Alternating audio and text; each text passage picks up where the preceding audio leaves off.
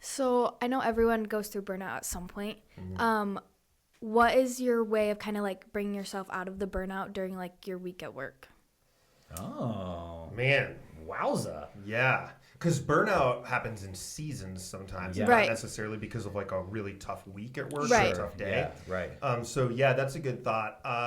Well, part of it is like personal growth. Like I spend a significant time of the morning in silence. Same. I get here really early. Oftentimes, I'm unlocking the door most days. Matt, our executive pastor, or me unlock the door usually, and it's dark.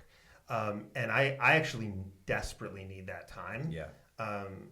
Mostly because I'm an extrovert and I'm not an introvert, and so I want to be around people, and also I just like there's a lot of questions that people have and things I need to answer and solve and stuff. And if I don't get that time in the morning, I feel it. Yeah. So a lot of time of quiet, like extended time. I mean, I was here for an hour and 15 minutes in quiet this morning before anybody got here, and I was praying. I was reading scripture. I've been doing these things called The Divine Hours by Phyllis Tickle. That's a real name. What a great name. Yep, she's no longer alive.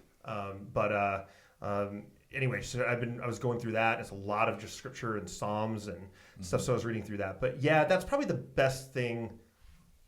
I heard recently God speaks best in silence. Yeah. It's his original language. Yeah. And I know that sounds odd to say, but like the monks would say, God's original language is silence. He speaks.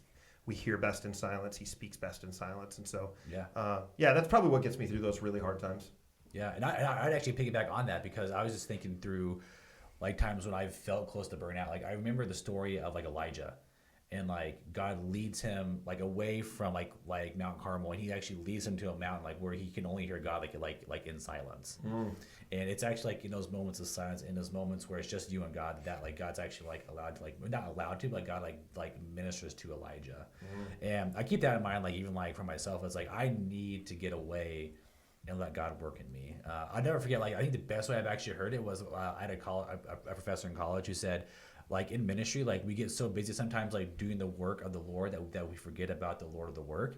And he's like, you can't ever, like, let that get out of balance. Like, you have to let God do the work in you. And then you can only, and it really, it's only then when you can do God's work. I wish I was savvy enough to have clever sayings like that. Yeah, he had a lot of them, man. I wrote a lot of them down. Yeah. Some people just have it. He had it, man. I do not. I do. I sometimes do. I struggle my way through it. So I'm too verbose. Yeah. Yeah.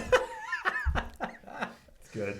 Welcome to podcasting, Sadie. So you're not Sadie, you're Sophia. So No, I'm see? not Sadie. This is real life right now. So Alrighty. I was trying to do